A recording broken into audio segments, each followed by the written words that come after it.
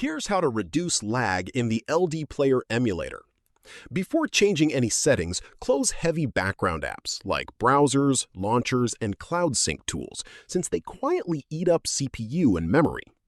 Open LDPlayer and click the gear icon to open settings. Then go to the Advanced or Performance tab. Set CPU cores to 2 or 4, depending on your PC's specs. Avoid maxing this out, since too many cores can actually increase lag. For RAM, the most stable range is 4 to 6 gigabytes.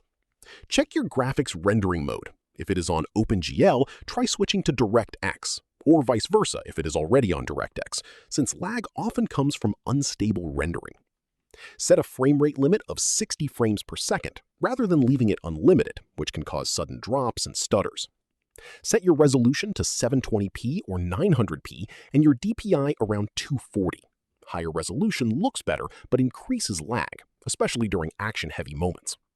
Scroll down and turn off anti-aliasing, high-quality rendering, and any extra visual effects, since these are some of the biggest causes of lag in LDPlayer.